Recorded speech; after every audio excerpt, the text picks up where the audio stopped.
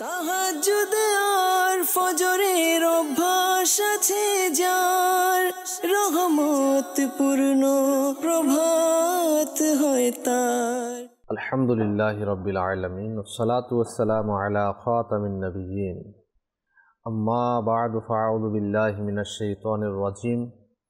বিসমিল্লাহির রাহমানির রহিম। আসসালাতু ওয়াসসালামু আলাইকা ইয়া রাসূলুল্লাহি ওয়া আলা আলিকা ওয়া আসহাবিকা ইয়া হাবিবাল্লাহ। আসসালাতু ওয়াসসালামু আলাইকা ইয়া নাবিয়্যাল্লাহি ওয়া আলা আলিকা ওয়া আসহাবিকা ইয়া নূরাল্লাহ। দূরে এবং কাছে, দেশ এবং প্রবাসে যারাই আমাদের সঙ্গ দিচ্ছেন, সকলকে জানাই মাদানী চ্যানেল বাংলার ট্রান্সমিশন রহমতপূর্ণ প্রভাতে সুস্বাগতম।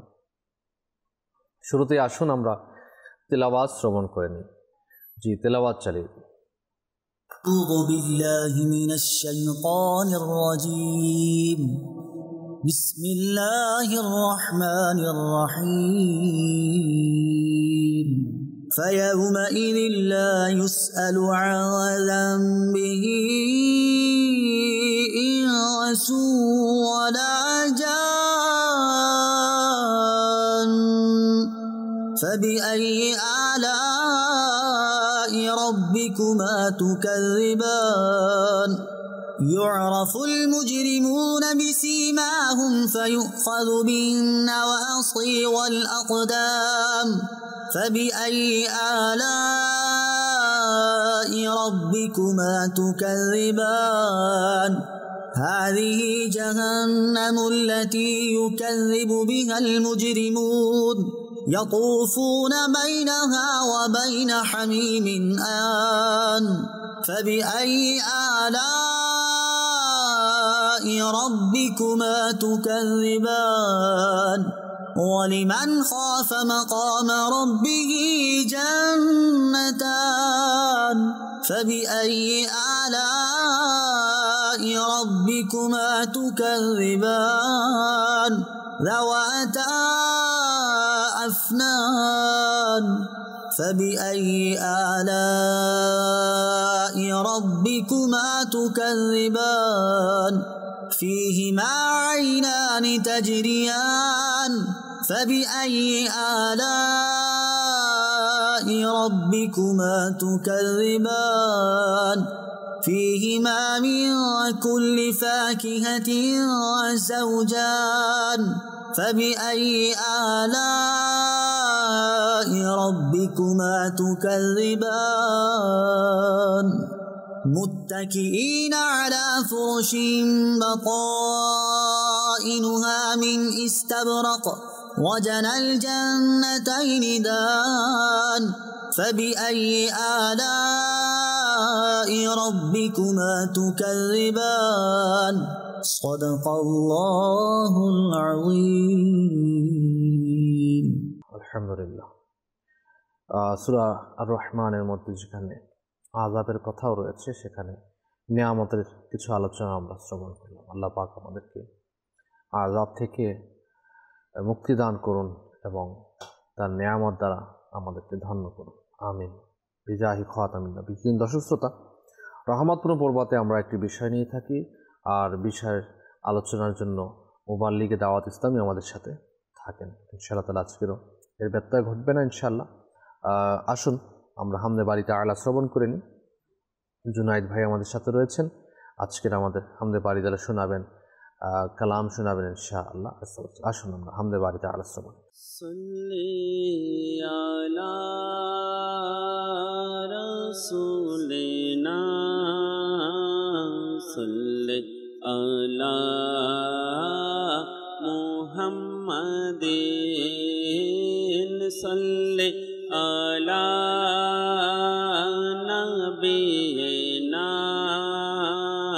সাল্লি আলা মুহাম্মাদিন। हम भी मदीने जाएंगे, आज नहीं तो कल सही।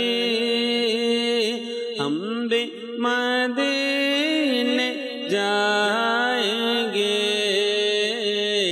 आज नहीं तो कल सही। सही आका हमें बुलाएंगे आका हमें बुलाएंगे आज नहीं तो कल सही सल्ले अला रसूलिना सल्ले अला मुहम्मदिन।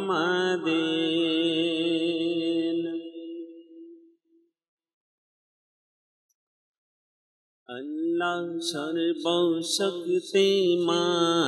बंदर पोते दयाबान अल्लाह सर्वशक्तिमान बंदर पोते दयाबान अल्लाह सर्वशक्तिमान बंदर पोते दयाबान प्रिय हबीब करलेन दान प्रिय हबीब करलेन दान जिने ईमानेर जान अल्लाह अल्लाह अल्लाह ला इलाहा इल्लाह बोलो अल्लाह अल्लाह अल्लाह ला इलाहा इल्लाह अल्लाह अल्लाह अल्लाह ला इलाहा इल्लाह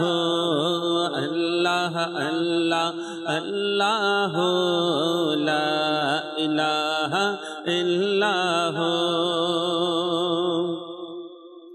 आदम যখন মাটি পানি নূর নবী খোদার রাসূল আদম যখন মাটি পানি নূর নবী খোদার রাসূল আদম যখন মাটি পানি আদম যখন মাটি পানি নূর নবী খোদার রাসূল তাহার উপর পড়েন দুরূদ আল্লাহ ও ফেরেশতা কুল আল্লাহ আল্লাহ আল্লাহ লা ইলাহা ইল্লাহ আল্লাহ আল্লাহ আল্লাহ লা ইলাহা ইল্লাহ আল্লাহ আল্লাহ আল্লাহ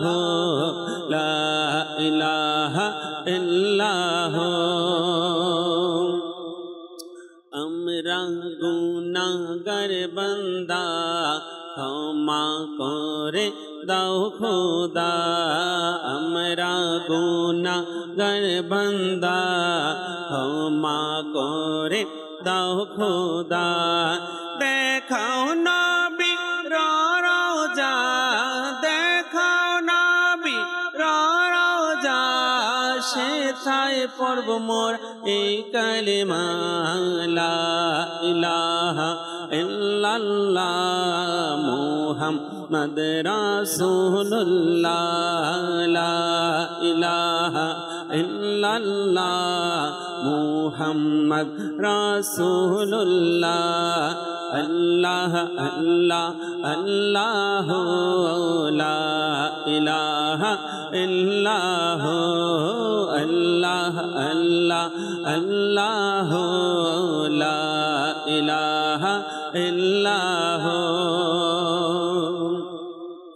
হসবি রব্বি জাল্লাল্লাহ মাফি কলবি গায়রুল্লাহ হসবি রব্বি জাল্লাল্লাহ মাফি কলবি গায়রুল্লাহ হসবি রব্বি জাল্লাল্লাহ হসবি রব্বি জাল্লাল্লাহ মাফি কলবি গায়রুল্লাহ নূর মুহাম্মদ সাল্লাল্লাহ লা ইলাহা ইল্লাল্লাহ লা ইলাহা ইল্লাল্লাহ মুহাম্মদ মোহাম্মদ রাসূলুল্লাহ ডাইনে মাটি বামে মাটি মাটি হবে বিছানা বলো ডাইনে মাটি বামে মাটি মাটির হবে বিছানা ডাইনে মাটি বামে মাটি ডাইনে মাটি বামে মাটি মাটির হবে বিছানা অন্ধকার কবরে গেলে পাইবা নবীর ঠিকানা আল্লাহ আল্লাহ আল্লাহ লা ইলাহা ইল্লাহ আল্লাহ আল্লাহ আল্লাহ লা ইলাহা ইল্লাহ মেরে করসগ দয়া আরাফাতের ময়দানে মেরে করসগ দয়া আরাফাতের ময়দানে আমারে নি করবাগ দয়া আমারে নি করবাগ দয়া হাসরের ময়দানে আল্লাহ আল্লাহ আল্লাহ লা ইলাহা ইল্লাহ আল্লাহ আল্লাহ আল্লাহ লা ইলাহা ইল্লাহ লা ইলাহা ইল্লাল্লাহ মুহাম্মাদুর রাসূলুল্লাহ সাল্লাল্লাহু তাআলা আলাইহি ওয়া আলিহি ওয়াসাল্লাম সালাতু ওয়া সালামু আলাইহি ইয়া সাইয়্যিদি ইয়া রাসূলুল্লাহ সাল্লাল্লাহু আলাইহি ওয়াসাল্লাম। দর্শক শ্রোতা, আজকের বিষয়টি আমাদের সাথে খুবই সম্পৃক্ত রয়েছে, আমাদের ব্যক্তি জীবনে খুবই জানা জরুরি রয়েছে এবং ফরজ ইলমের মধ্যে একটি ইলম হচ্ছে এটা। আমরা নামাজ আদায় করি, ইবাদত বন্দেগী করি, আর এই ইবাদত বন্দেগীর সাথেও আজকের বিষয়ের সাথে খুবই সম্পর্ক রয়েছে। আজকের বিষয় হচ্ছে পবিত্রতা। এই পবিত্রতা নিয়ে আলোচনা করার জন্য আমাদের মাঝে উপস্থিত হয়েছেন আমাদের জুনায়েদ মাদানী এবং থাকবেন আমাদের মবিন আত্তারি ভাই। ইনশাআল্লাহ তারা কিছুক্ষণের মধ্যে নির্দেশী করবেন। গুরুত্বপূর্ণ আলোচনা আজকের চলবে পবিত্রতা সম্পর্কে। সকলেই আশা করছি অনুষ্ঠানের আজকের টপিক থেকে উপকৃত হবেন। অনেকগুলো বিষয় থেকে ইনশাআল্লাহ তারা আপনারা জানতে পারবেন পবিত্রতা কী রয়েছে, প্রয়োজনীয়তা কী রয়েছে এবং এটা কতটুকু জরুরি রয়েছে আমাদের জন্য। আর সবাই আমরা জানি ইবাদত করার জন্য পবিত্র অত্যন্ত জরুরি একটা কাজ, তো সেহেতু পবিত্রতা সম্পর্কে জানাও আমাদের জন্য খুবই জরুরি। আর এর মাসালা যেগুলো রয়েছে এগুলো আমাদের জানা আমাদের উপর ফরজ রয়েছে। তো সর্বসাকুল্যে এর আলোচনাগুলো ইনশাআল্লাহ তাআলা আশা করছি আমাদের খুবই গুরুত্বের সাথে হবে এবং ইনশাআল্লাহ তাআলা আমরা উপকৃত হব ইনশাআল্লাহ তাআলা। পাশাপাশি সময় সময় আমরা কালামও শ্রবণ করব আর আপনাদের অনুরোধও আমরা শ্রবণ করব। জুনায়েদ মাদানীর কাছে শুরুতেই যাব আজকের বিষয়ে পবিত্রতা নিয়ে। শুরুতেই কি বলবেন? জি, বিসমিল্লাহির রহমানির রহিম। যেহেতু আমাদের উপর নামাজ ফরজ, আর নামাজের শর্তগুলোর মধ্যে একটি শর্ত হচ্ছে পবিত্রতা। যেহেতু আমাদের উপর নামাজ ফরজ আর নামাজের জন্য পবিত্রতা অর্জন করা অনিবার্য, সেহেতু আমাদেরকে পবিত্রতা সম্পর্কে, তাহারাত সম্পর্কে ইলমে দ্বীন অর্জন করাও ফরজ। আর এর যেভাবে ফরজ দিকসমূহ রয়েছে যে করা ফরজ, ইলমে দ্বীন অর্জন করা ফরজ, এর সাথে সাথে একটি বিষয় এটিও যে আমরা পবিত্রতা অর্জন করার মাধ্যমে নিজেকে অনেকগুলো রোগ থেকে বাঁচিয়ে নিই, পাশাপাশি নিজের অন্তরকেও অনেকগুলো রোগ থেকে, নিজের মানসিকতাকে অনেকগুলো রোগ থেকে বাঁচিয়ে নিই। আরেকটি বিশেষ ব্যাপার হচ্ছে যে মহান আল্লাহ তাআলা পবিত্রতাকে পছন্দ করেন। এ ব্যাপারে সূরা বাকারা আয়াত নং 222-এ আল্লাহ তাআলা ইরশাদ করেন, ইন্নাল্লাহা ইউহিব্বুত তাওয়াবিনা ওয়া ইউহিব্বুল মুতাতাহহিরিন। নিশ্চয়ই আল্লাহ তাআলা তওবাকারীদের এবং অধিক পবিত্রতা অর্জনকারীদের পছন্দ করেন। তো আল্লাহ তাআলার প্রিয় ব্যক্তিদের তালিকায় তারা রয়েছে যারা পবিত্রতাকে প্রাধান্য দেয়, যারা পবিত্রতা অর্জন করে। ঠিক এভাবেই সূরা তওবার আরেকটি আয়াতে আল্লাহ তাআলা ইরশাদ করেন যে তাদের মধ্যে এমন লোকেরা রয়েছে যারা পরিচ্ছন্নতাকে পছন্দ করে এবং আল্লাহ তাআলা পরিচ্ছন্নদেরকে পছন্দ করেন, যারা পবিত্রতা অর্জনকারী রয়েছে। এই আয়াতে শানে নজুলে এসছে যে মসজিদে কুবার মধ্যে কিছু লোক থাকতো, কিছু মুমিন সাহাবী থাকতেন, সাহাবায়ে কিরামরা থাকতেন, যাদের ব্যাপারে এই আয়াতটা নাজিল হয়েছে যে আল্লাহ তাআলা তাদের ব্যাপারে ইরশাদ করছেন যে তারা পবিত্রতাকে পছন্দ করে এবং তারা যেহেতু পবিত্রতা অর্জনকারী এবং পবিত্রতাকে পছন্দকারী, তাই আল্লাহ তাআলাও তাদেরকে পছন্দ করে। তো এই হাদিসের পরে যখন এই শানে নজুলের আমরা ব্যাখ্যায় চলে আসি, জানা যায় যে তারা পবিত্রতাকে প্রাধান্য দেয় এবং পবিত্রতা অর্জনের জন্য যা যা প্রয়োজন জরুরি সেগুলো তারা করে। তো এই জন্যই আল্লাহ তাআলা তাদেরকে ভালোবাসে। তো আমরা যেদিকে আল্লাহ তাআলার একটি নির্দেশ রয়েছে যে আমাদেরকে পবিত্রতা অর্জন করতে হবে, অন্যদিকে এটিও কিন্তু যে যদি আমি আমার প্রতিপালকের, আমি আমার রবের যদি প্রিয় হতে চাই, তাহলে কিন্তু আমাকে পবিত্র থাকতে হবে, পবিত্রতা অর্জন করতে হবে এবং পবিত্রতাকে ভালোবাসতে হবে। আরেকটি ব্যাপার হচ্ছে যে পবিত্রতার ব্যাপারে কিন্তু জ্ঞান অর্জন করতে হবে, যে কি হলে কি হুকুম হবে, সেটার কি নির্দেশ হবে, শরীয়ত আমাদেরকে কি নির্দেশ দেয় আমাদের জানতে হবে, শরীয়ত কি নির্দেশ দেয়, আমাদের পবিত্রতা কিভাবে অর্জিত হবে এবং কোন কোন ক্ষেত্রে আমরা অপবিত্র হব এবং কোন বস্তু দ্বারা অপবিত্র হব। বিশাল এক পার্ট রয়েছে যেটা আমাদের জানা খুবই জরুরি। কিন্তু এখন মূলত কথা হচ্ছে জানতে তো হবে, জানা জরুরি। মাদানী বাংলা থেকে তো আমরা শিখছি যে জানা এটা জরুরি, ওটা জরুরি, সেটা জরুরি, কিন্তু জানছি কোনটা? আমরা জানার ক্ষেত্রে আমাদের আগ্রহ কতটুকু রয়েছে, আমাদের অবস্থান আমরা কতদূর পরিষ্কার করতে পেরেছি। যেহেতু পরিপূর্ণ তো এখান থেকে আপনাকে পরিপূর্ণ লিসান আপনাকে মুখস্থ করানো যাবে না, তাই না? এটা একটা যে পার্ট রয়েছে পবিত্রতা, আমাদেরকে জানতে হবে। আর এটা কিন্তু আপনি যখন বালিগ হয়েছেন, সেই বালিগ হওয়া পূর্ব মুহূর্তেই আপনাকে জানা দরকার ছিল যে আপনি পবিত্রতা অর্জন কিভাবে করবেন।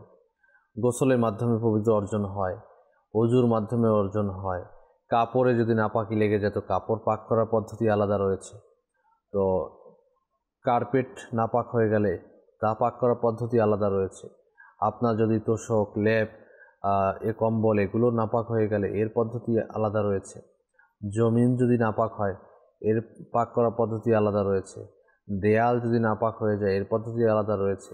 এভাবে করে প্রত্যেকটি বস্তু পাক করার পদ্ধতি আলাদা আলাদা রয়েছে, ঠিক না?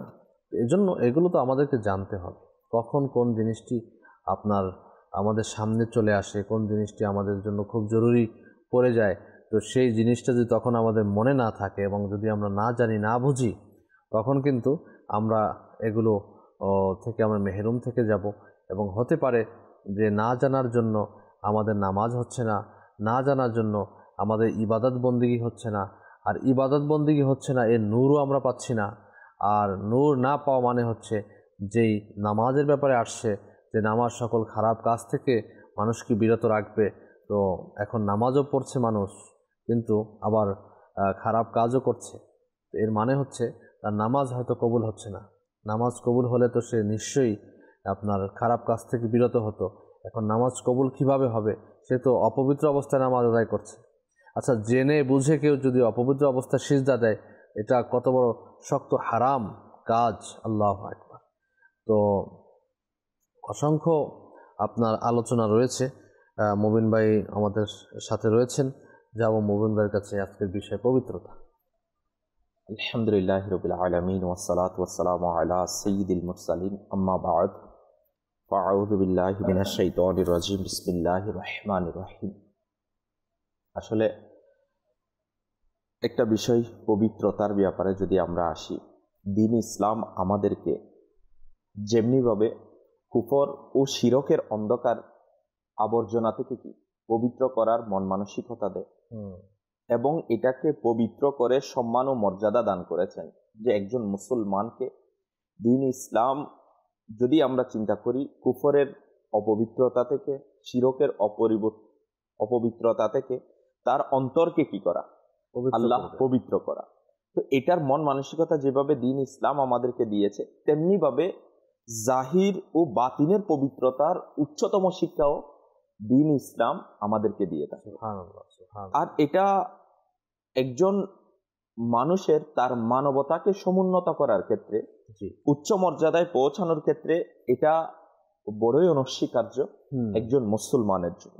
যেভাবে তার, যদি আমরা পবিত্রতার ব্যাপারে আসি, তার শরীরের পবিত্রতা, তার আপনার পোশাক পরিচ্ছদ যেটা সে ইউজ করে, ব্যবহার করে, সেটার পবিত্রতা, এবং তার প্রকাশ্য আকার আকৃতি এটাও কি সুন্দর হোক, আচরণও ভালো হোক, তার বাড়িও এটাও কি হোক পবিত্র হোক, সে যে স্থানে থাকে এটাও পবিত্র অথবা পরিচ্ছন্নতার মধ্যে থাকুক, এবং তার বাহন যদি আমরা চিন্তা করি পবিত্রতার যে ক্ষেত্রগুলো রয়েছে, কোন কোন ক্ষেত্রে আমাকে আপনাকে পবিত্রতা অবলম্বন করা দরকার, এর মধ্যে কিন্তু এই সবগুলো পড়ে।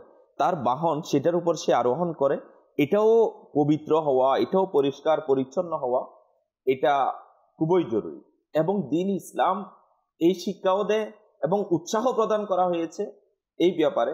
প্রিয় আকা মক্কি মাদানী মুস্তাফা সাল্লাল্লাহু তাআলা আলাইহি ওয়া আলিহি ওয়াসাল্লাম এর কিছু ফরমানে মুবারকা যদি আমরা শুনি, তাহলে আমাদের মাঝে উৎসাহ চলে আসবে যে আমিও পবিত্রতা অর্জন করি, এবং পবিত্রতার যে একটা সমুন্নত দিক রয়েছে, এটা একটা যে মানবের মহাত্মাকে কি করে, এটা মর্যাদায় পৌঁছিয়ে দেয়। তো এটা আমাদের প্রত্যেক আল্লাহ তাআলার বান্দার উচিত যে পবিত্রতা অর্জন করার ক্ষেত্রে জাহিরকেও, তার বাতিনকেও, তার অন্তরকেও কি পবিত্র করা, পরিচ্ছন্ন করা। যদি এটার ব্যাপারে আমরা শুনি, আল্লাহ তাআলার প্রিয় রাসূল সাল্লাল্লাহু তাআলা আলাইহি ওয়া আলিহি ওয়াসাল্লামের ফরমানে আলিশান, মুসলিম শরীফের হাদিসে মুবারকা, পবিত্রতা ঈমানের অর্ধেক। যে একজনের ঈমান আনায়নের বলা হচ্ছে ঈমানের অর্ধেক হচ্ছে পবিত্রতা।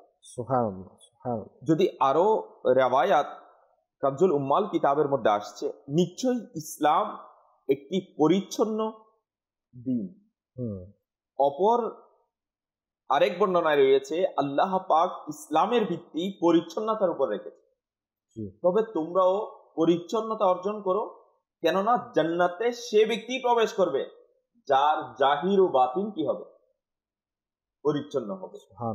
একটু যদি আমরা চিন্তা করি, আজ আমরা পরিচ্ছন্নতার ক্ষেত্রে, পবিত্রতার ক্ষেত্রে যদি চিন্তা করি, যেভাবে আমরা আমাদের জাহিরকে অপবিত্র রেখেছি, জাহিরকে যেভাবে আমরা যেভাবে গোছালো রাখা দরকার, যেভাবে জাহিরকে সমস্ত নাপাকি থেকে বাঁচানো দরকার, যদি আমরা চিন্তা করি জাহিরি দিক যেটা আমাদের প্রকাশ্য দিক, এটা যেমন ময়লা আবর্জনা, বিশেষ করে অপবিত্র যে সমস্ত বস্তু রয়েছে এগুলো থেকে বেঁচে থাকা, এটা যেমন আমাদের জাহেরি ভাবে প্রয়োজন, ঠিক একইভাবে আমার আপনার অন্তরকেও ওই সমস্ত নোংরামি যেটার দ্বারা অন্তর কি হয়ে যায়, অপবিত্র হয়ে যায়, যেটার দ্বারা অন্তর ময়লা হয়ে যায়, এটাও কি আমাদেরকে কি করা দরকার, ওই অপবিত্রতা থেকেও আমাদের অন্তরকে হেফাজত করা দরকার, এটাকে নিরাপত্তা দেওয়া দরকার, সেফ করা দরকার। একটা হাদিসে মুবারকে এটাও আসছে, যে পোশাক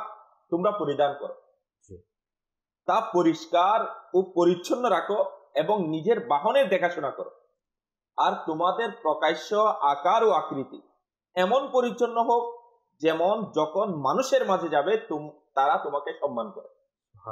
যদি এই ব্যাপারে আমরা একটু চিন্তা করি, হযরতে আল্লামা আব্দুর রউফ মুনাবি রাহমাতুল্লাহি তাআলা এই হাদিসে মুবারকার বিষয়ে ইঙ্গিত করেছেন এইভাবে, ওই সকল বিষয় যা দ্বারা মানুষ ঘৃণা ও নিকৃষ্ট মনে করে।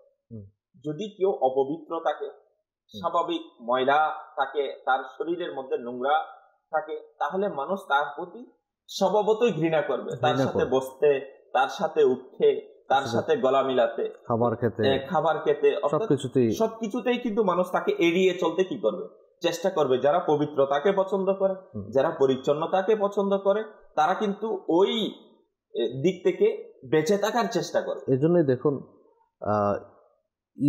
ঈদের সময় আমরা নতুন পোশাক পরি, জি, এটা মুস্তাহাবও রয়েছে, কিন্তু পরক্ষণই বলা হয় যার নতুন পোশাক পরতে অক্ষম তার পুরানটাই যেন ধৌত করে পরিষ্কার করে পরিধান করে। এখানে কিন্তু একটা কথা স্পষ্ট যে হোক পুরান কাপড়, কিন্তু পরিষ্কার পরিচ্ছন্ন হওয়া উচিত। পরিষ্কার হয়েই পরিধান করলে এর মধ্যেই আপনার ব্যক্তিত্ব রয়েছে। আর সমাজের মধ্যে আমরা সকলেই জানি যে নোংরা পোশাক, নোংরা শরীর, সব কিছুই শরীর থেকে দুর্গন্ধ আসে, ঘামের গন্ধ আসে, শরীর পবিত্র নয়। কাজকর্ম করে এখন ঘরে আসলাম, এখন কাজের পোশাকটা চেঞ্জ করা হয়নি, এটা নিয়েই যদি আমরা ঘরের মধ্যে বসে যাই অথবা কোনো মেহমান আসে তার সামনে যাই, তো তখন কেমন লাগে। কিন্তু আফসোসের বিষয় হচ্ছে আরেকটা জিনিসের ক্ষেত্রে, তা হচ্ছে ইবাদতের ক্ষেত্রে। এই পবিত্রতা এটা সর্বক্ষেত্রেই জরুরি, কিন্তু আল্লাহ পাকের ইবাদতের ক্ষেত্রে অত্যন্ত জরুরি। আল্লাহ পাকের ইবাদত করার জন্য আমাদেরকে পবিত্রতা অর্জন করতে হবে।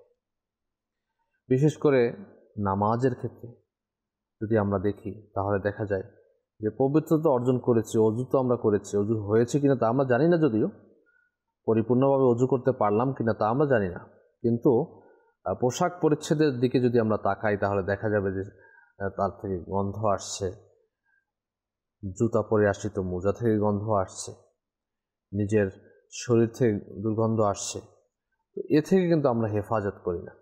অথচ হুকুম রয়েছে মসজিদকে সুগন্ধি রাখার জন্য, মসজিদকে এই নাপাকি থেকে, অপবিত্রতা থেকে, দুর্গন্ধ থেকে বাঁচানোর জন্য হুকুম চলে আসছে। কারো যদি মুখেও দুর্গন্ধ থাকে, এই দুর্গন্ধ নিয়ে আপনার মসজিদে যাওয়া নিষেধ রয়েছে।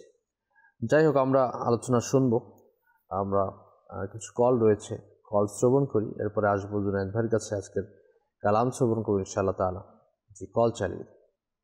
আমার নাম মোহাম্মদ শহীদুল ইসলাম, বগুড়া থেকে। আমি রাতের রাসূল শুনতে চাই। জীবনে হবে কি তোমার দিদার ইয়া রাসূলুল্লাহ। Next call. আমি জাহাঙ্গীর বলছি, ফরিদপুর বোয়ালমারি। আপনাদের চ্যানেল আমি দেখি, খুব ভালো লাগে, অনেক কিছু শিখতে পারছি। আপনাদের এই চ্যানেল ছাড়া আর কোনো চ্যানেল দেখিনি ইনশাআল্লাহ। মাশাআল্লাহ, খুব ভালো কথা এবং ভালো কাজ। অন্যান্য চ্যানেল মাদানশের বাংলার সাথে তো কোনো চ্যানেলেরই আপনার যায় না, কেননা এটাই একমাত্র চ্যানেল 100% শরীয়তসম্মত। না অ্যাডভার্টাইজমেন্ট রয়েছে, না মিউজিক রয়েছে, না কোনো মহিলার মধ্যে আসে। অর্থাৎ ইসলামের রিকোয়ারমেন্ট মোতাবিক কোনো চ্যানেল যদি থাকে, একমাত্র মাদানী চ্যানেল, কোনো মিউজিক নেই, কোনো কিছু নেই। আল্লাহু আকবার। আল্লাহ পাকের অশেষ মেহেরবানি, দয়া যা এখন অবধি আছে, দোয়া করেন যাতে করে বাস কিয়ামত অবধি মাদানী চ্যানেল দায়েম ও কায়েম থাকে। জি, নেক্সট কল। ইসলাম, রাজশাহী জেলা কামরূপ থানা। আমি একটি নাতের রাসূল শুনতে চাই। ভাগ্য আমার উজ্জ্বল করো হে প্রিয় নবী। জি, ভাগ্য আমার উজ্জ্বল করো হে প্রিয় নবী। জুনায়েদ ভাই, কালাম আজকের কি শোনাচ্ছেন এবং কোনটা শোনাবেন? সাল্লু আলাল হাবিব সাল্লাল্লাহু আলা মুহাম্মদ সাল্লাল্লাহু আলাইহি ওয়াসাল্লাম।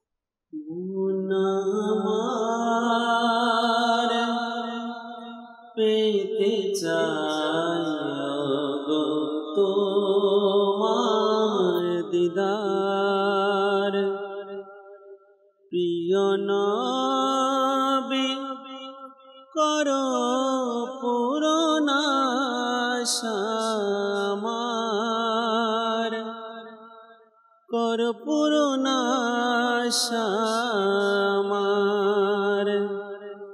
পূর্ণিমার রজনী আর নুরানি বাহার, প্রিয় নবী দাও না তোমার দিদার,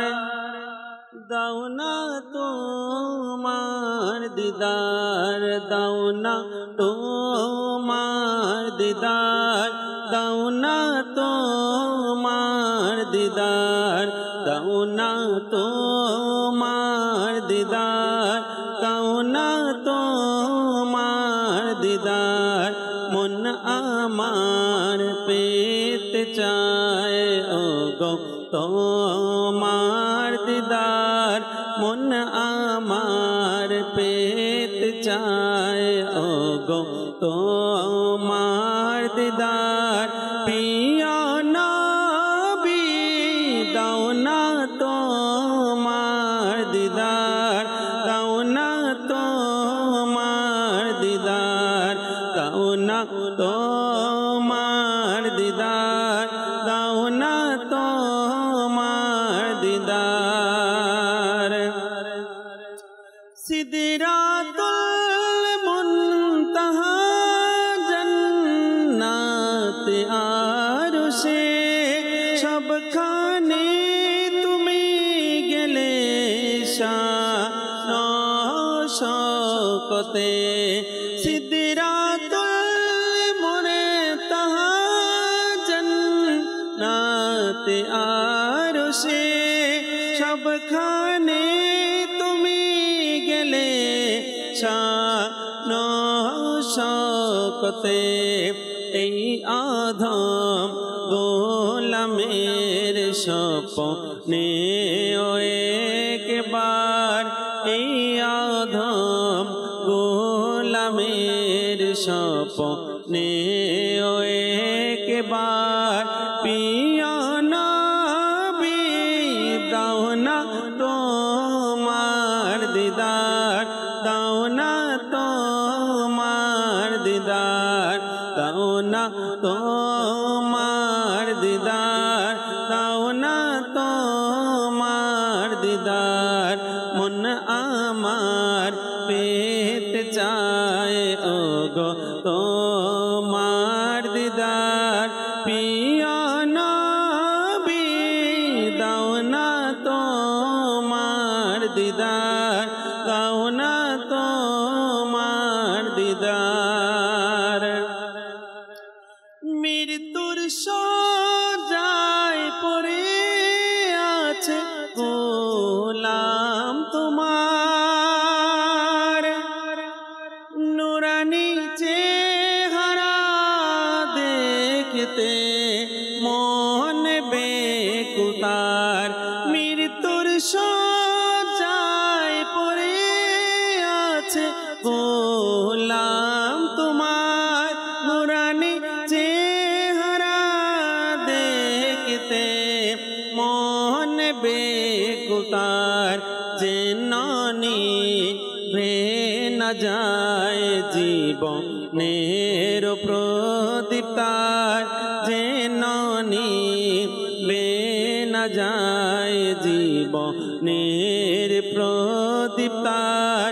প্রিয় নবী এসে দাও না দিদার, দাও না তোমার দিদার, দাও না তোমার দিদার, দাও না তোমার দিদার।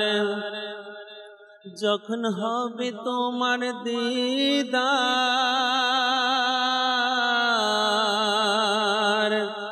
তখন ঈদ হবে আমার।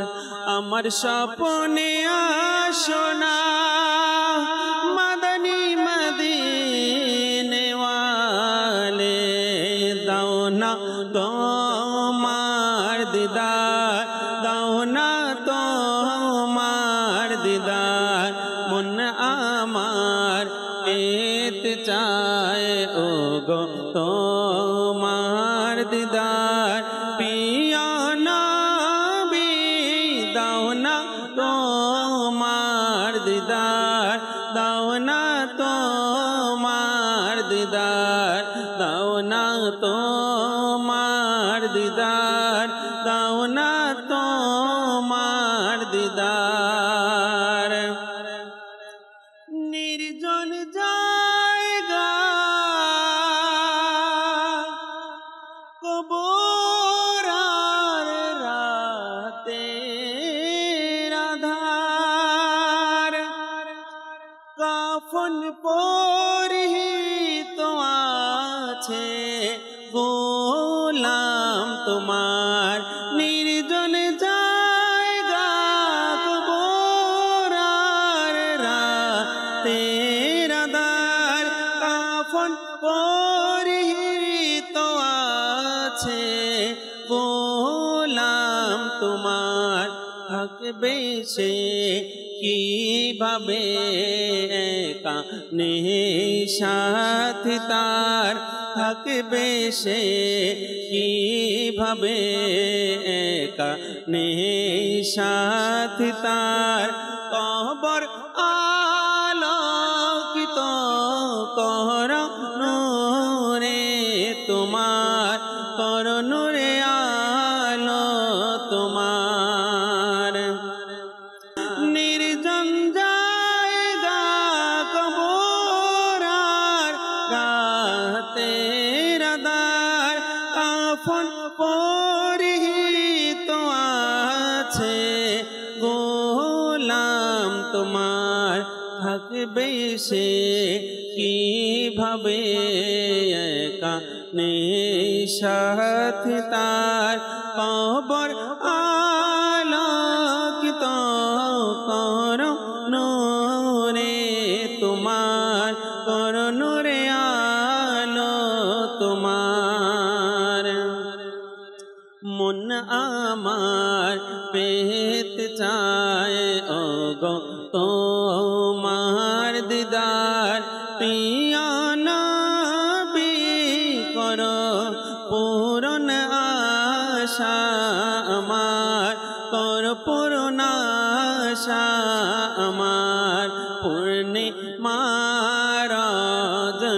রজনীয়ার নুরানি বাহার প্রিয় নবী দাও না তোমার দিদার দাও না তোমার দিদার দাও না তোমার দিদার দাও না তোমার দিদার দাও না তোমার দিদার দাও না তোমার দিদার। আমিন। যেই প্রিয় নবী আমাদের ঈমানের জান, যেই প্রিয় নবী আমাদের নাজাতের উসিলা হবেন, যেই প্রিয় নবী আমাদেরকে হাউজে কাউসার দান করবেন, যেই প্রিয় নবী আমাদেরকে জান্নাত দান করবেন, শাফাআত করবেন, যেই প্রিয় নবীর উসিলাতে এই দুনিয়া, আরশ, কুরসি, লৌহ কালাম, পৃথিবী সকল কিছু আল্লাহ পাক সৃষ্টি করেছেন, যেই প্রিয় নবীর উসিলাতে আল্লাহ পাক বড় বড় গুনাহগারকে মাগফিরাত দান করেছেন, যেই প্রিয় নবীর শানে আল্লাহ পাক কোরআনুল করিম ফুরকানে হামিদ নাজিল করেছেন। যেই প্রিয় নবীকে কেউ যদি গালি দিয়েছে, বকা দিয়েছে, দুশ্মনী করেছে, তার জবাব স্বয়ং রব তাআলা দিয়েছেন। তাব্বাত ইয়াদা আবি লাহাবি ওয়া তাব, কোরআনে পাকে আয়াত নাজিল করে দিয়েছে। অসংখ্য হাদিসে কারিমা রয়েছে। আল্লাহ পাক আমাদেরকে প্রিয় নবী সাল্লাল্লাহু আলাইহি ওয়াসাল্লামের গোলামিতে থাকার তৌফিক দান করুন। আমির আহলে সুন্নাত দামাত বরকাতুন আলিয়া প্রিয় নবী সাল্লাল্লাহু আলাইহি সাল্লামের সুন্নাতের উপর আমলের জজবা আমাদেরকে দিয়ে থাকেন, যেন আমরা প্রিয় নবী সাল্লাল্লাহু আলাইহি সাল্লামের সুন্নাতের উপর আমল করি। আমরা সুন্নাতের উপর আমলের মধ্যেই কামিয়াব রয়েছে। যারা নিজেকে আশিকে রসুল আমরা দাবি করি, চেহারার মধ্যে আশিকে রসুলের সুন্নতে মোবারকা দাড়ি শরীফও সাজিয়ে নিই, যারা আমরা প্রিয় নবীর আশিক দাবি করি, প্রিয় নবী সাল্লাল্লাহু আলাইহি সাল্লামকে আমরা যারা ভালোবাসি, ভালোবাসার দাবিদার, তার সুন্নতের উপর আমল করে আমরা মাদানী লেবাসও পরার চেষ্টা করি, 5 ওয়াক্ত নামাজ আদায় করি, কেননা নবী পাক সাল্লাল্লাহু আলাইহি সাল্লামের চোখের শীতলতা হচ্ছে নামাজ। রোজা রাখি, খারাপ কাজ থেকে নিজেকে বিরত রাখি, বাস সুন্নতি করিমাগুলো আমরা আদায় করতে থাকি প্রত্যেকটা ক্ষেত্রে। এই ইবাদত করার ক্ষেত্রেও, রিয়াজত করার ক্ষেত্রেও যে জিনিসটি আমার জন্য দরকার, পবিত্রতা। জুনায়েদ ভাই বলছিলেন পবিত্রতার ব্যাপারে। অবশ্যই ইসলাম পবিত্রতার ধর্ম, আর শুধু পবিত্রতা বা পরিচ্ছন্নতাকে ভালোবাসাই নয়, ইসলাম এটার ব্যাপারে গুরুত্ব আরোপ করেছে এবং পবিত্রতার ক্ষেত্রে, পরিচ্ছন্ন থাকার ক্ষেত্রে মুসলমানদেরকে, মুমিন বান্দাদেরকে বিভিন্নভাবে উদ্বুদ্ধ করেছে। এর মধ্যে একটি হাদিস শরীফ যা পবিত্রতার গুরুত্ব ব্যক্ত করে, নবী করিম রউফুর রহিম সাল্লাল্লাহু তাআলা আলাইহি ওয়া সাল্লাম ইরশাদ করেন, এই হাদিস শরীফটি মুসলিম শরীফে আছে, তিরমিজি শরীফে আছে এবং জামিউস সগীরেও আছে।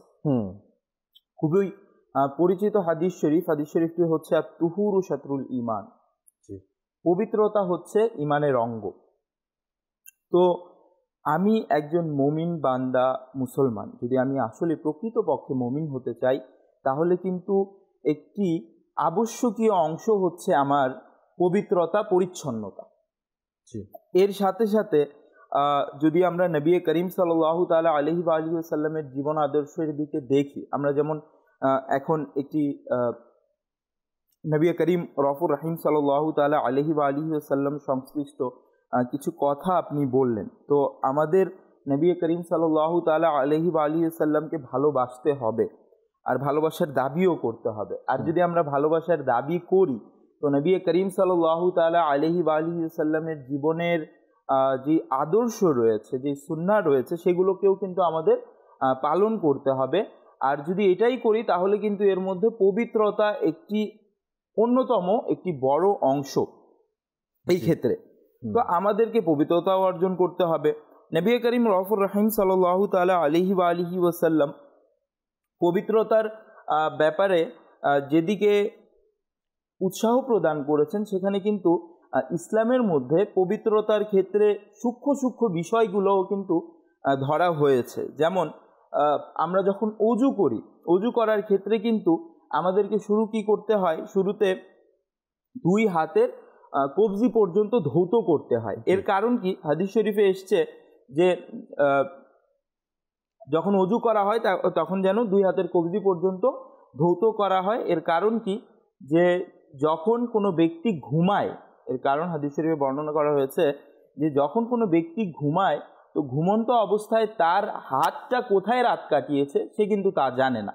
স্বাভাবিক ক্ষেত্রে আমরা যখন রাত্রে ঘুমাই, তো তখন হাত বিভিন্ন জায়গায়, আমাদের শরীরের বিভিন্ন অংশে সেটা স্পর্শ করে, সাথে সাথে এদিক সেদিক হয়, বিভিন্ন ময়লা আবর্জনা থাকার একটা সম্ভাবনা থাকে, অনেক বড় সম্ভাবনা থাকে।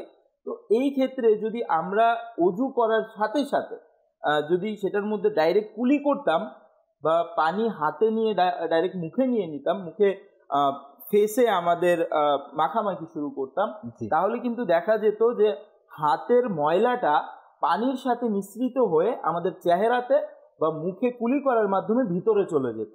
তো ইসলাম কত সুন্দর, এখানে কত সূক্ষ্ম একটি বিষয়কেও এখানে ব্যক্ত করে দিয়েছে যে আমরা যখন অজু করব তখন কিন্তু হাতটা যেন কবজি পর্যন্ত হাত ধৌত করি। এটা শুধু ঘুমন্ত অবস্থায় না, আমরা যদি জাগ্রত অবস্থাতেও দেখি, তাহলে আমার হাত বিভিন্ন সময় বিভিন্ন জায়গা টাচ করছে।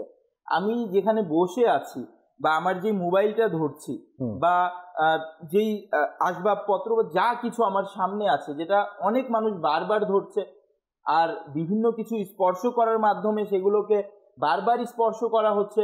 তো এর মাধ্যমে কিন্তু আমি যদি মেডিকেলিও দেখি, মেডিকেল সায়েন্সেও যদি দেখি, তাহলে দেখা যাচ্ছে কি বিভিন্ন রকম জীবাণু আমাদের হাতে লেগে যাচ্ছে। তো এই যে ইসলাম একটি সূক্ষ্ম বিষয় এখানে বলছে যে সর্বপ্রথম অজুর মধ্যে আমরা যেন হাত কবজি পর্যন্ত ধৌত করি, তারপর যেন বাকিগুলো করি। তো এটাও কিন্তু আমাদেরকে জানান দেয় যে ইসলাম কত সূক্ষ্মভাবে পরিচ্ছন্নতাকে দেখে। আবার যদি আমরা ইসলামের মধ্যে উদ্বুদ্ধতার দিকে চলে আসি যে কেমন উৎসাহ প্রদান করে, তাহলে এর ব্যাপারে তো অনেকগুলো হাদিস শরীফ আছে। তার মধ্যে একটি হাদিস শরীফ আমি বলার চেষ্টা করব।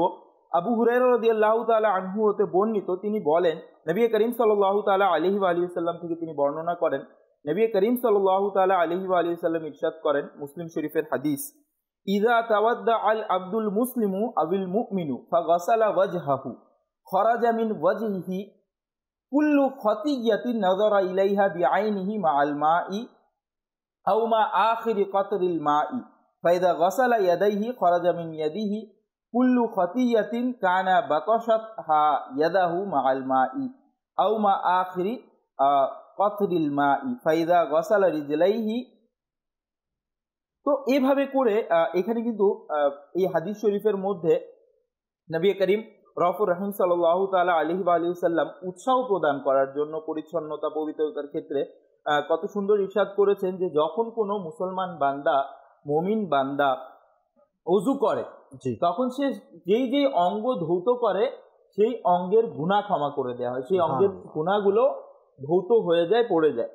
আর যেমন কেউ যখন মুখ ধোয় তো চেহারার মাধ্যমে, তার চোখের মাধ্যমে যে গুনাহগুলো হয়েছিল দেখার মাধ্যমে, তো সেই গুনাহগুলো ঝরে পড়ে। এমন একটি ঘটনাও আছে যে ইমামে আজম রাদিয়াল্লাহু তাআলা আনহু একবার ওযুখানায় গিয়েছেন, আমি সংক্ষিপ্ত আকারে ঘটনাটা বলবো। ওযুখানায় গিয়ে দেখলেন যে একজন যুবক সে কি করছে, সে তার অঙ্গ প্রত্যঙ্গ ধৌত করছে। তো তিনি ইরশাদ করলেন, আল্লাহ তাআলা ওনাকে এমন কারামত মর্যাদা দান করেছিলেন, তিনি দেখতে পেতেন যে মানুষের শরীর থেকে কি গুনাহ বের হচ্ছে, প্রবাহিত হচ্ছে। তো তিনি তাকে বললেন যে তুমি তোমার মাতা পিতার অবাধ্যতা যে গুনাহটা আছে সেই গুনাহ থেকে তওবা করো। তো সে সাথে সাথে বলল যে আমি তওবা করলাম। এইভাবে করে আরো কয়েকটি মানুষকে তিনি যখন দেখলেন যে তারা ওযু করছে, তো তিনি আল্লাহ তাআলার দয়াতে তার পানি দ্বারা প্রবাহিত সেই গুনাহকেও দেখতে পেলেন যেগুলো তারা করেছে, আর ওযু করার মাধ্যমে সেগুলো ঝরে পড়ছে। তো এর মধ্যে এক তো ইমামে আজম রাদিয়াল্লাহু তাআলা আনহুর মহত্ব মর্যাদা প্রকাশ পায়, এর সাথে সাথে আমরা এটাও জানতে পারি যে হ্যাঁ অবশ্যই যখন আমরা ওযু করব এর দ্বারা তো আলহামদুলিল্লাহ পরিষ্কার পরিচ্ছন্নতা অর্জন হবেই, শারীরিক বাহ্যিক, এর পাশাপাশি আমরা কিন্তু গুনাহ থেকেও পরিষ্কার পরিচ্ছন্ন হয়ে যাব। আর ইসলামের মধ্যে যেভাবে আমাদের মুবিন ভাই বললেন যে ইসলামের মধ্যে যেভাবে পরিষ্কার পরিচ্ছন্নতার কথা বলা হয়েছে শারীরিক বাহ্যিক, সেভাবে কিন্তু অন্তরেরও পরিষ্কার পরিচ্ছন্নতার কথা বলা হয়েছে। তাই তো ঈমানকে, পবিত্রতা পরিচ্ছন্নতাকে ঈমানের অর্ধেক বলা হয়েছে। কেননা এই পরিষ্কার পরিচ্ছন্নতা আমাদের শারীরিক বাহ্যিক অভ্যন্তরীণ বাতিনি যে বিষয়গুলো আছে সেগুলোও সংশ্লিষ্ট। সুতরাং আর স্বাভাবিক ক্ষেত্রে যখন আমরা বাহ্যিকভাবে পরিষ্কার পরিচ্ছন্ন থাকার চেষ্টা করব তখন দেখা যাবে কি আমাদের অন্তরও পরিষ্কার পরিচ্ছন্ন থাকবে। আর নবী করিম রফুর রহিম সাল্লাল্লাহু তাআলা আলাইহি ওয়া আলিহি ওয়াসাল্লাম পরিষ্কার পরিচ্ছন্নতাকে যেভাবে নিজের জন্য পছন্দ করতেন, অবশ্যই নবী করিম সাল্লাল্লাহু তাআলা আলাইহি ওয়া আলিহি ওয়াসাল্লামের উম্মতের প্রতিও মায়া মমতা রয়েছে, যার কারণে তিনি কিন্তু উম্মতদেরকে উৎসাহ প্রদান করতে গিয়ে ইরশাদ করেছেন যে যদি আমি আমার উম্মতের ক্ষেত্রে এটাকে খুব কষ্ট বা জটিল মনে না করতাম তাহলে অবশ্যই আমি প্রত্যেক নামাজের সময় মিসওয়াক করার আদেশ দিতাম। তো নবী করিম সাল্লাল্লাহু তাআলা আলাইহি ওয়া আলিহি ওয়াসাল্লাম আদেশ দিলে এটা ওয়াজিব হয়ে যেত।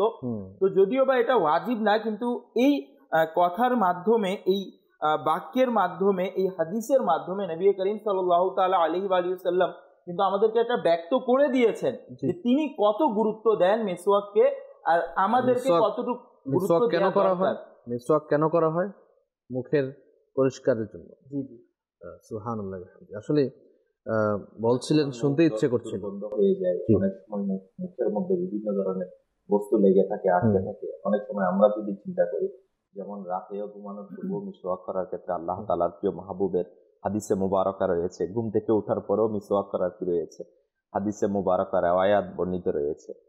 এই ক্ষেত্রে দেখুন, দ্বীন ইসলাম আসলে সূক্ষ্ম থেকে সূক্ষ্ম বিষয়ও আলহামদুলিল্লাহ দৃষ্টিপাত করে এবং এটার জন্য উপযুক্ত যে প্রশিক্ষণ দরকার, উপযুক্ত যে সেটআপ দরকার সেটাও বারগাহে রিসালত থেকে মিলে গিয়েছে। কিন্তু আফসোসের বিষয়, মিলার পরেও আমরা এটাকে অনেক সময় নিজের মধ্যে নিচ্ছি না, বাস্তবায়ন করতে পারি না, যার কারণে আমাদের বাহ্যিকতা, আমাদের আভ্যন্তরীণ বিষয়গুলো নোংরা থেকে যায়, কল্যাণ থেকে আমরা বঞ্চিত হচ্ছি।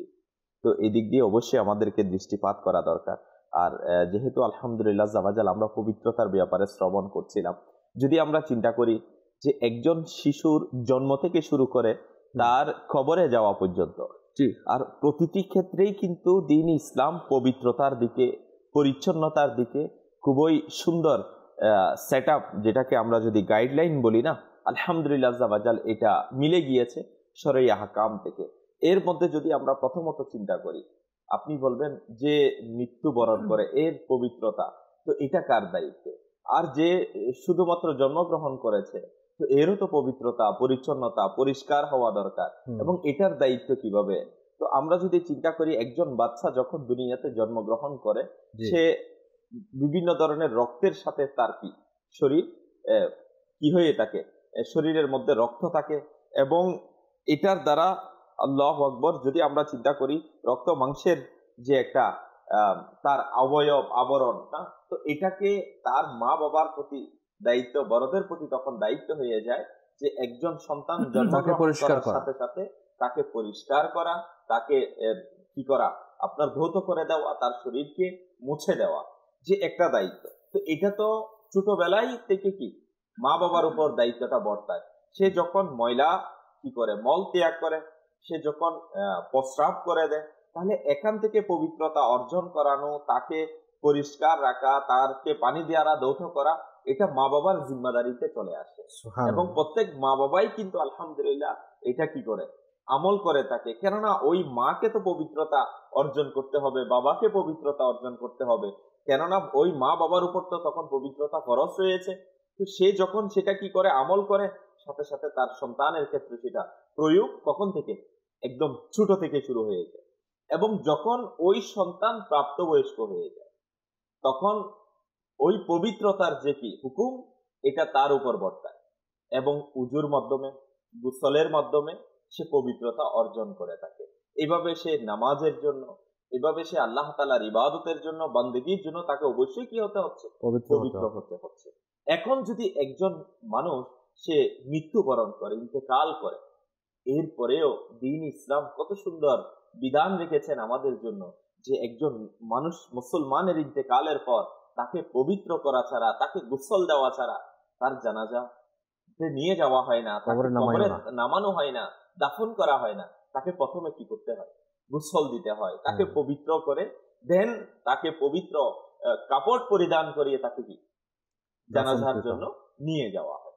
তো আজ যদি আমরা চিন্তা করি, এটা দ্বীন ইসলাম আমাকে একজন মুসলমানের তার ছোট থেকে শুরু করে তার শেষ পর্যন্ত, মওত পর্যন্ত, তাকে সুন্দর একটা গাইডলাইন দিয়েছে।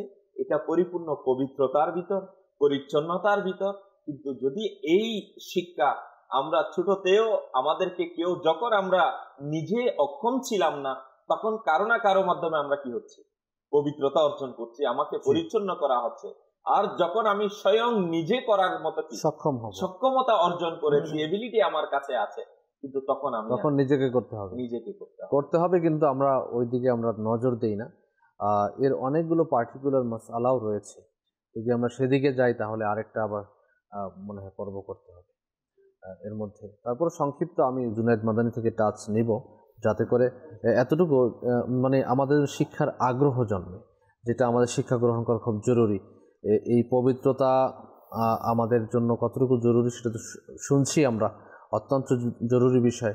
কিভাবে অর্জন করব, আসলে অপবিত্রতা এটা আমাদের জন্য কতটুকু ক্ষতিকারক দিক রয়েছে সেটা আমরা জানবো ইনশাআল্লাহ তাআলা।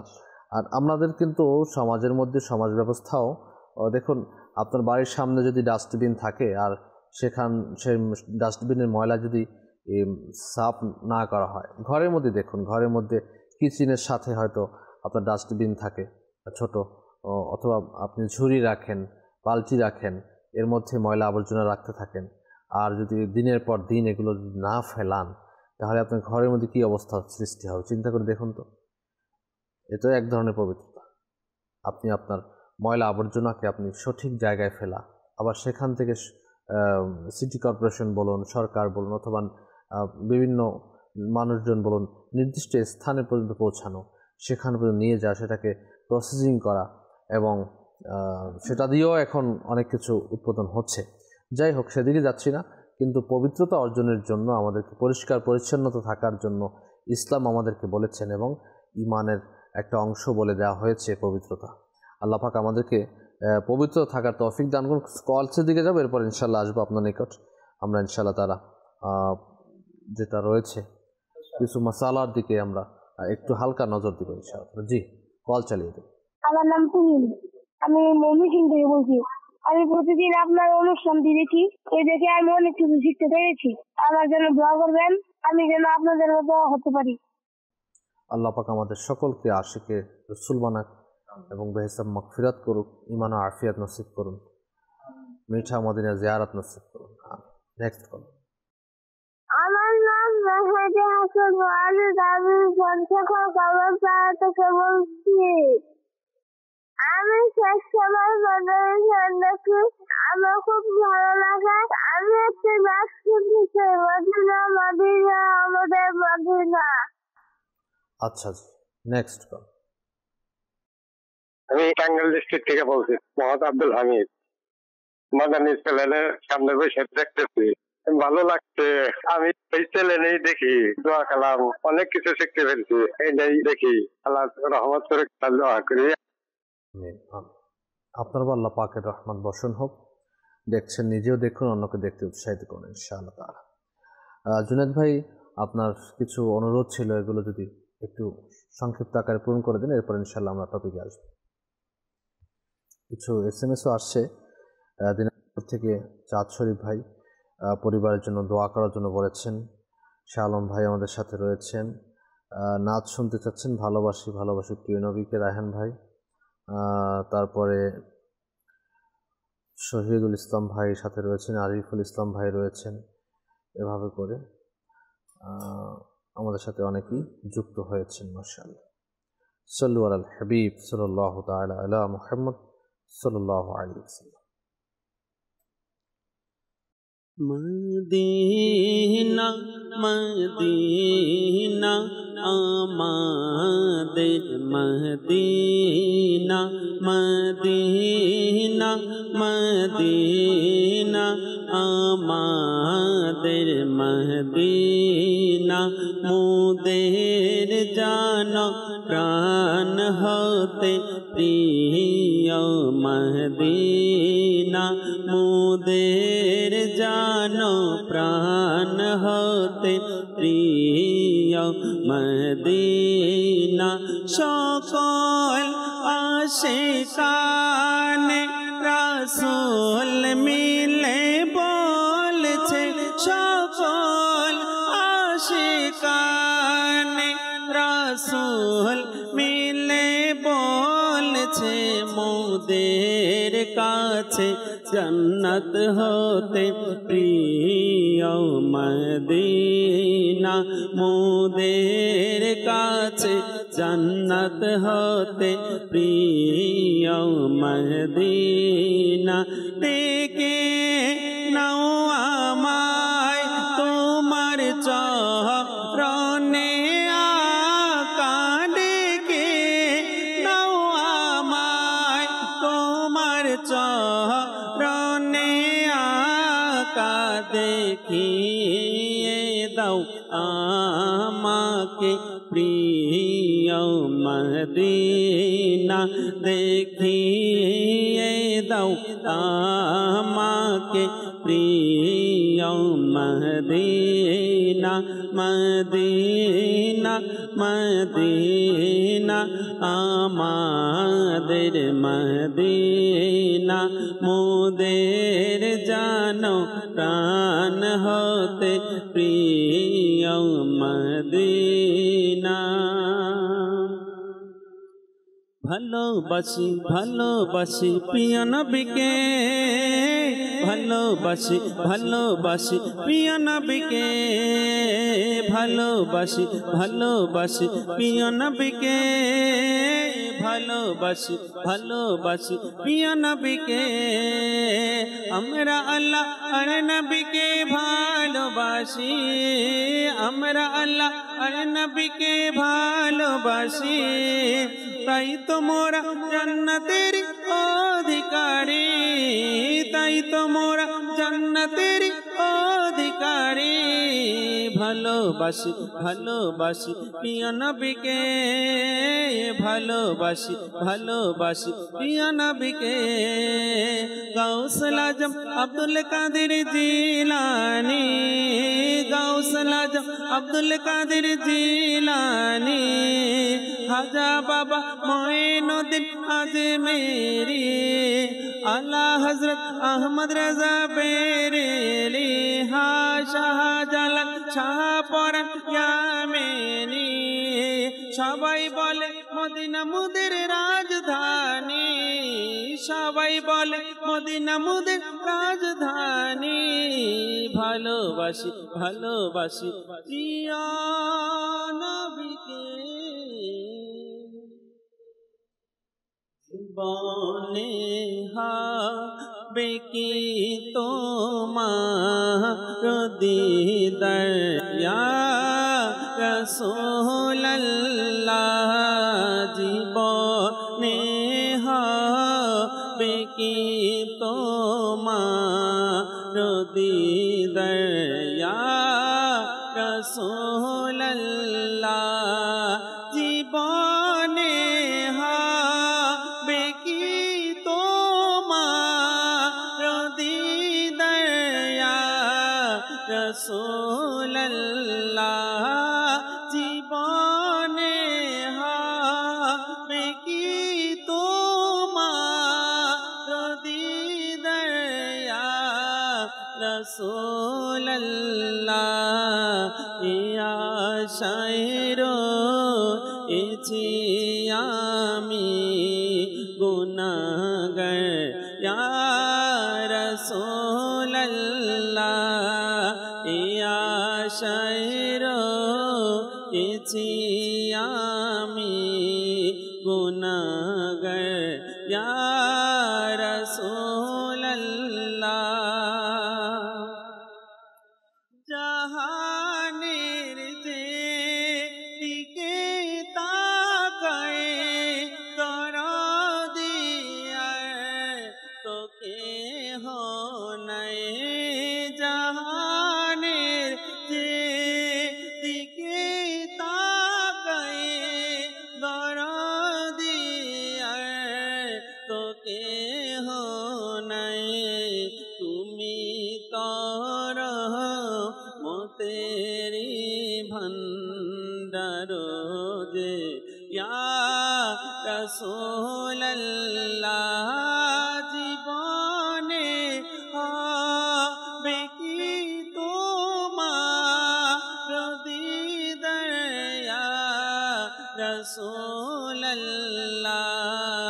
ইয়া শায়রো এছি আমি গুনাহগার ইয়া রাসূলুল্লাহ মাশাআল্লাহ মাশাআল্লাহ প্রিয় নবী দিদা দ্বারা আল্লাহ পাক আমাদেরকে ধন্য করুন আল্লাহ পাক আমাদেরকে প্রিয় নবী সাল্লাল্লাহু আলাইহি সাল্লামের রওজা মুবারকে হাজিরি দেওয়ার তৌফিক দান করুন জি জুনায়েদ মাদানী নাজাসাতে গলিজা এবং নাজাসাতে খফিফা যেগুলো আছে এগুলোর কি কি নাজাসাতে গলিজা কি কি খফিফা এটা অনেক বড় একটা চ্যাপ্টার অনেক কিছু আছে এটা আমাদেরকে নিজেদেরকে পড়তে হবে অবশ্যই তো সংক্ষিপ্ত আকারে যদি বলতে চাই তাহলে আমাদের শরীর থেকে যে বিষয়গুলো যে জিনিসগুলো নির্গত হলে আমাদের ওযু কিংবা গোসল ফরজ হয় সেই জিনিসগুলো হচ্ছে নাজাসাতে গলিজা এগুলো হচ্ছে নাজাসাতে গলিজা আর নাজাসাতে খফিফা হচ্ছে যেমন যেগুলো হালাল প্রাণী আছে যেগুলোর মাংস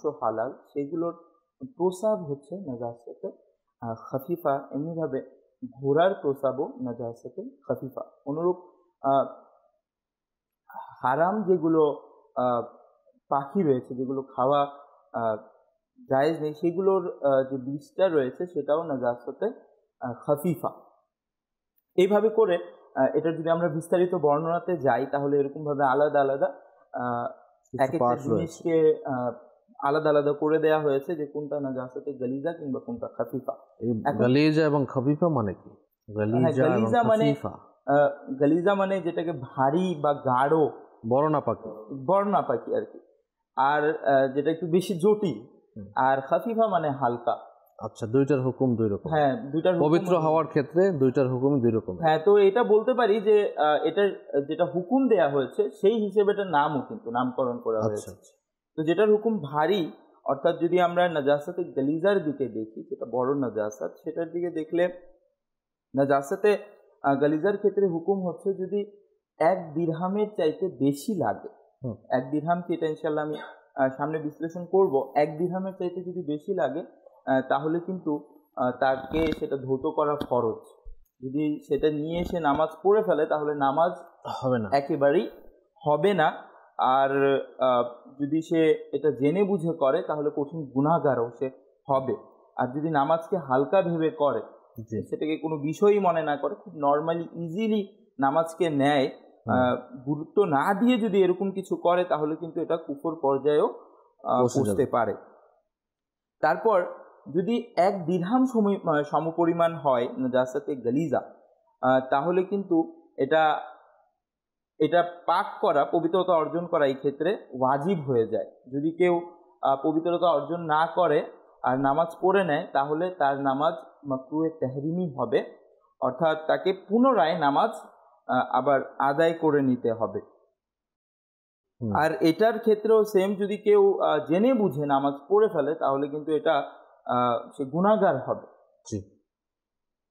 আর তৃতীয়ত রয়েছে যদি দিরহামের পরিমাণ থেকেও কম হয় নাজাসাতে গালিজা, যদি দিরহামের পরিমাণ থেকে কম হয় তাহলে এটা থেকে পবিত্রতা অর্জন করা হচ্ছে, এটা পাক করা শরীর বা কাপড়ে লাগলে এটা হচ্ছে সুন্নাত। যদি কেউ এটা নিয়ে নামাজ পড়ে ফেলে তাহলে নামাজ তো হয়ে যাবে কিন্তু এটা সুন্নাহ পরিপন্থী। সুতরাং এটাই বলা চলে যে যদি এরকম কোনো নাজাসাত লাগে, অর্থাৎ নাজাসাতে গালিজার কোনো প্রকার লাগে, তাহলে যেন অবশ্যই আমরা এটাকে পাক করে নেই, পরিষ্কার পরিচ্ছন্নতা অর্জন করি, এটার মধ্যেই নিরাপত্তা রয়েছে। দ্বিতীয়ত কথা হচ্ছে যে যেমন যদি আমি দিরহামের কথায় চলে আসি তাহলে কিন্তু দিরহাম আবার দুইভাবে এটাকে ধরা হয় দিরহামকে। যে দিরহামের কথাটা হবে, এক তো হচ্ছে যে যদি সেই নাজাসাত বা অপবিত্র জিনিস যদি গাঢ় হয়, ভারী হয়, হ্যাঁ, যেমন কোনো কিছুর পায়খানা যদি আমরা বলি, যদি গাঢ় বা ভারী হয় তাহলে এই ক্ষেত্রে আমরা দিরহামের ক্ষেত্রে আমরা ওজনটাকে ধরব। অর্থাৎ দিরহামের ওজনটা হচ্ছে 4.374 গ্রাম। 4.374 গ্রাম, অর্থাৎ প্রায় 4.5 গ্রাম। এটা হ্যাঁ, এটা ভারী হওয়ার ক্ষেত্রে এইটা আর কি কম বা বেশি হওয়ার যেটা আমরা দেখব, নির্ণয় করব। আর যদি হালকা পাতলা হয় তাহলে কিন্তু এটার দৈর্ঘ্য ও প্রস্থ হিসাবে এটা নির্ণয় করা হবে কম বা বেশি হওয়া। আর সেই ক্ষেত্রে বলা হয়েছে যে আমরা আমাদের হাতের তালুকে এভাবে করে এটার মধ্যে হালকা একদম টাইট করে, এর উপর যে পানিটা থাকে, যে যতটুকু পানি থেকে যাবে সেটাই কিন্তু 1 দিরহাম সমপরিমাণ। 1 দিরহাম সমপরিমাণ।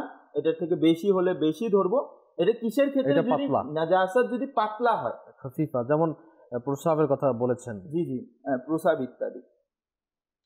তো এখন কিন্তু আমরা যদি এই ব্যাপারগুলো দেখি তাহলে কিন্তু অনেক বুঝার বিষয়, যে আমি এখনো যদি বলে দিই আর এক কথায় সবার বুঝে চলে আসবে এমন কিন্তু না, অনেক বড় স্টাডি এটা। হ্যাঁ, অনেক বড় স্টাডি। আর সাথে সাথে যেমন আমরা খুশি হয়ে যাই কিভাবে, মানে এক শ্রেণীর মানুষ আছে, আল্লাহ তাআলা সবাইকে হিদায়াত দান করুক, যে যারা এগুলোর ক্ষেত্রে ভ্রুক্ষেপই করে না। আমি চিন্তা করছি অন্যটা। আপনি দেখুন, এই পবিত্রতার ক্ষেত্রে কিন্তু দর্শে নিজামি বলেন অথবা মাদ্রাসার সাবজেক্টগুলো বলেন, এর মধ্যে কিন্তু একটা সাবজেক্ট আলাদাই থাকে এবং পার্টই আলাদা থাকে, এবং ওস্তাদ থেকে শিক্ষা গ্রহণ করে। ওস্তাদ তাকে শিখায়, ওস্তাদ তাকে বুঝায়, বোঝানোর পরে তারা ছাত্র এটাকে যথেষ্ট আপনার এটা মেনটেনেন্স করে, আপনার অধ্যয়ন করে, এবং এটা বোঝার চেষ্টা করেন, তবে আবার পড়া দিয়ে থাকেন। এখন কেউ যদি মনে করে মাদানী ছেলে আজকের বিষয় পবিত্রতা, আমি আজকেরই পবিত্র সম্পর্কে হাফিজ হয়ে যাব, আমি এ ব্যাপারে জেনে যাব সব কিছু, এটা সম্ভব না। অথবা আমির সুন্নাত দামাত বরকাতুল আলিয়ার একটা লিখিত রিসালা রয়েছে, ছোট পুস্তিকা, কাপড় পাক করা পদ্ধতি। এই কিতাবটা পাঠ করে কেউ যদি বুঝে যে আমি এটা কিতাব পাঠ করে অনেক কিছু বুঝে যাব, বুঝে তো যাবেন, কিন্তু আমি পার্সোনালি বলতেছি এটা বোঝার জন্য মানুষ দরকার। যদি কেউ আপনার শিক্ষক প্রয়োজন হয় এই কিতাবটা অধ্যয়ন করার জন্য, নামাজের আহকামের মধ্যে যে মাসালাগুলো দিয়ে রয়েছে, অনেক সময় মানে বারবার পড়ার ক্ষেত্রেও এটা বুঝতে কষ্ট হয়, বোঝার জন্য শিক্ষক বারবার পড়ে স্মরণ রাখতে হয়। আরেকটি বিষয় কি, আমরা 10 টাকার নামাজের বই কিনে খুশি হয়ে যায় যে শেষ, আমি সব শিখে ফেললাম, ফরজ ইলম আমার অর্জন হয়ে গেল। আর অথচ অত কিছু এটার মধ্যে। আমি কয়েকটি জিনিস বয়ান করছি, পরিষ্কার পরিচ্ছন্নতা থেকে শুরু করে নামাজের আহকাম। কেন নামাজের আহকাম বলে আমরা তো বাইরে থেকে 10 টাকার একটি পুস্তিকা পেয়ে যাই আর কিনে মনে করি যে নামাজ শুদ্ধ হয়ে গেছে, আজকে এটা পড়লে নামাজ হয়ে যাবে। নামাজের আহকাম কেন এত মোটা? নামাজের তো অনেক সূক্ষ্ম সূক্ষ্ম বিষয় রয়েছে, অনেক সূক্ষ্ম বিষয় রয়েছে। যদি আমি শুধু ফরজ ইলম কাউন্ট করি, যেগুলো আলিমদের শিখতে হয়, ফরজে কিফায়া, সেগুলো তো আরো অনেক কিছু। যারা দারসে নিজামি করে তারা 4-5 বছর 6 বছর ঠিক পড়ে, তারপর আবার যখন তাকে মুফতি হতে হয় তাকে আরো 2-3 বছর 4 বছর এক্সট্রা স্টাডি করতে হয় পবিত্রতার উপরও। এটার মধ্যে পবিত্রতাও অন্তর্ভুক্ত। তো খুবই জরুরি আমাদেরকে, বিশেষ করে যদি আমরা ফরজ উলুম শিখতে চাই, তো আমির আহলে সুন্নাতের রিসালাগুলো যেভাবে পড়া আমাদের জন্য অনেক জরুরি। সাথে সাথে নামাজের আহকাম, এতক্ষণ মাশাআল্লাহ আমার জুনাইদ ভাই খুবই সুন্দরভাবে, এখনো কিন্তু উনি 1% বলতে পারছেন কিনা সন্দেহ। না, উনি কিছুটা আমাদের ইঙ্গিত দিলেন যে নামাজের এই মাসাইলগুলো পবিত্রতার ক্ষেত্রে দরকার।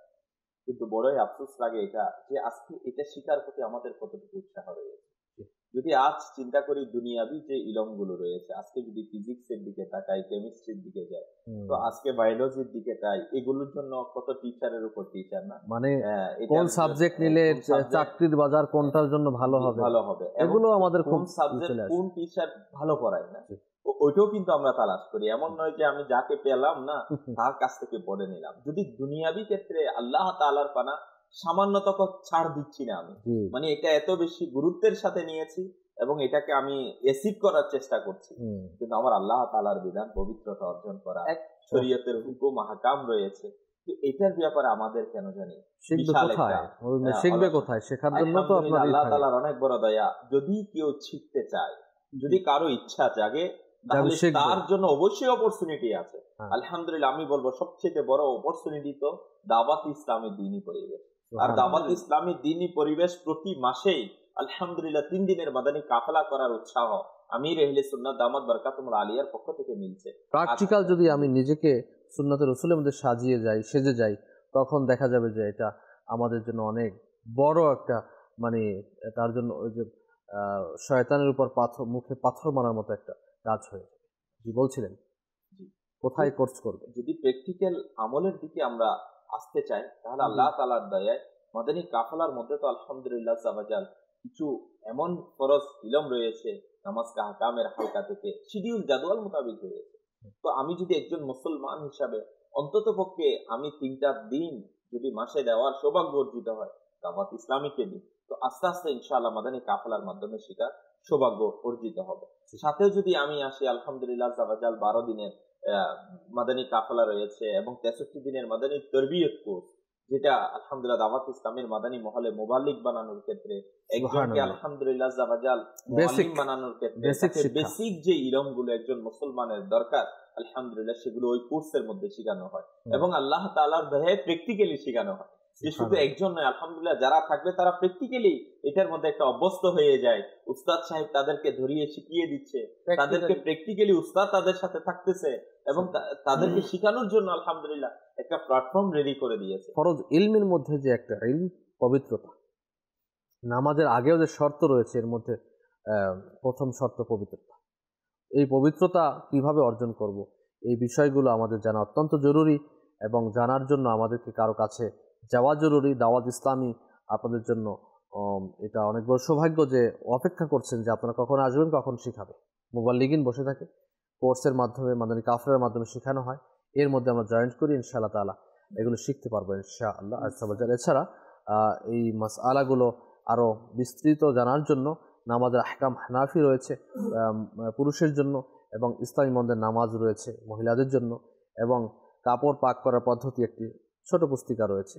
এগুলো আমরা মাকতাবুল মদিনা থেকে খরিদ করে হাদিয়া দিয়ে অধ্যয়ন করি। যদি আপনার ওখানে মাকতাবুল মদিনা না থাকে তাহলে আমাদের ওয়েবসাইট রয়েছে dawati-islami.net, এর মধ্যে ভিজিট করে আপনি বুকস লাইব্রেরি রয়েছে, প্রায় আপনার 34টি ভাষায় অনুদিত এই কিতাবগুলো পাওয়া যায়।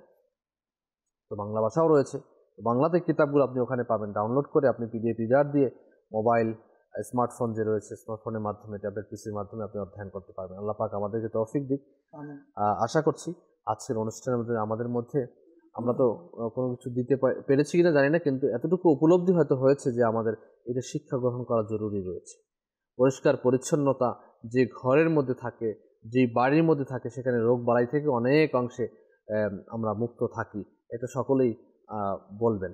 এটা ডক্টররা বলে থাকেন পরিষ্কার পরিচ্ছন্নতার ব্যাপারে। যাই হোক, আল্লাহ পাক আমাদেরকে পরিষ্কার পরিচ্ছন্ন থাকা তৌফিক দান করুক, পবিত্রতা অর্জন করা তৌফিক দান করুন, এই মাসআলাগুলো শেখার তৌফিক দান করুন, আমিন বিজাহি খাতামিন নবিয়্যিন। আসুন আমরা অনুষ্ঠান শেষ পর্যায়ে দাঁড়িয়ে সালাতু সালাম দিই। সাল্লু আলাল হাবিব সাল্লাল্লাহু আলাইহি ওয়া সাল্লাম। দিদারে হরম হে শাহনে শাহদি, তাজদারে হরম হে শাহনে শাহদি, तुम पे हर दम करो रो दुरूद सलाम, तुम पे हर दम करो रो दुरूद सलाम।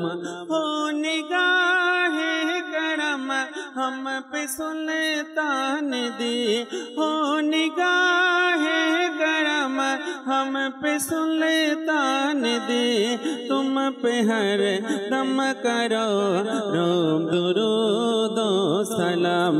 ताजदारे हरम ए शाहने शाहदी, तुम पे हर दम करो रो दुरूद सलाम। कोई हुस्ने अमल पास मेरे नहीं, कोई हुस्ने अमल पास मेरे नहीं, फंस न जा ओ क़यामत में मौला कहे, हे शफ़ीए उम्म लाज रखना तुम्हें, हे शफ़ीए उम्म लाज रखना तुम्हें, तुम पे हर दम करो रो दुरूद सलाम। अस्सलाम या नबी, अस्सलाम या नबी, बोलो अस्सलाम या नबी, अस्सलाम या नबी। सलातु वस्सलामु अलैका या रसूलल्लाह व अला आलिका व अस्हाबिका या हबीबल्लाह। सुब्हानक अल्लाहुम्मा व बिहम्दिका ला इलाहा इल्ला अंता अस्तगफिरुका व अतूबु इलैक।